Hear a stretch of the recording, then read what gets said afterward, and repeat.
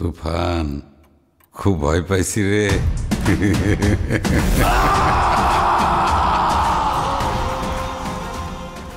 Superstar Shakib খানের কোনো একটা কন্টেন্টের উপর কোনো একটা ভিডিও, সেই ভিডিও করার পর পরবর্তীতে কিন্তু একটা ভিডিও সকল ক্রিয়েটরের জন্য ম্যান্ডেটরি, এবং এখনও অনেক ক্রিয়েটর ওটাকে কন্টিনিউ করছে, কেউ করছে না। যেমন আমি লাস্ট কয়েকটা ভিডিওতে এরকমের কাজ করি নাই, মানে ওই ম্যান্ডেটরি ব্যাপারটা থেকে সরে আসছি, কারণ আমরা আমি অ্যাটলাস্ট উপলব্ধি করছি যে এটা তো হতেই আছে।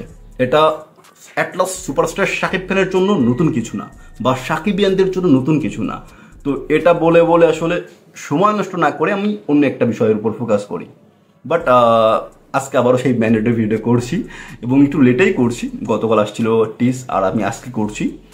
আমি আজকে মূলত পুরো ব্যাপারটাকে নিয়ে একটু কথা বলতে চাই, এবং সোশ্যাল মিডিয়ায় যা দেখলাম সেগুলো নিয়ে কথা বলতে চাই। তো সোশ্যাল মিডিয়ায় আসলে যে ব্যাপারটা ঘটছে সেটা হচ্ছে 90% অডিয়েন্স কিন্তু তুফানকে সাপোর্ট করেছে, শাকিব খানকে সাপোর্ট করেছে, রায়হান রাফিকে সাপোর্ট করেছে, এবং বাংলা কমার্শিয়াল সিনেমার যে একটা নবজাগরণ হচ্ছে সেই নবজাগরণকে সাপোর্ট করেছে।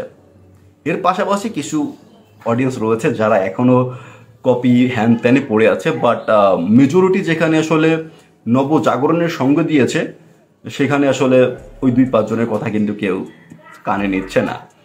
পাশাপাশি যে ম্যান্ডেটরি বিষয়টা সেটা হচ্ছে ট্রেন্ড। সুপারস্টার শাকিব খান মানেই ট্রেন্ডিং বা ট্রেন্ড, এবং সে হচ্ছে ট্রেন্ড সেটার।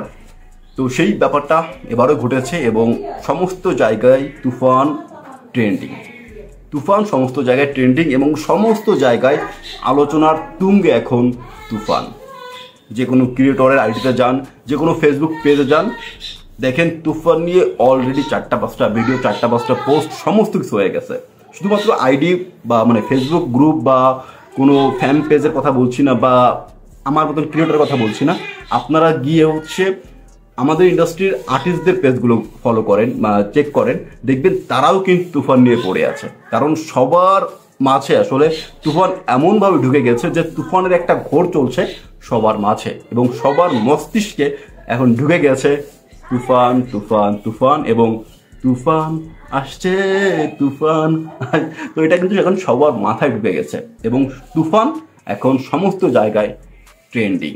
তো আসলে অ্যাজ এ ফ্যান এই পুরো ব্যাপারটা দেখে কিন্তু আমি এনজয় করছি, এবং দেখতে কিন্তু ভাই ভালোই লাগতেছে। সমস্ত জায়গায় তুফান তুফান, শাকিব খানের আলোচনা, চঞ্চল চৌধুরীর আলোচনা, রায়হান রাফিকে নিয়ে আলোচনা, বাংলা সিনেমা নিয়ে আলোচনা। সব থেকে বড় কথা যেটা, বাংলা সিনেমা নিয়ে আলোচনা। এই যে ব্যাপারটা দেখতে কিন্তু আসলে একজন বাংলা সিনেমার দর্শক হিসেবে আমি বেশ এনজয় করছি।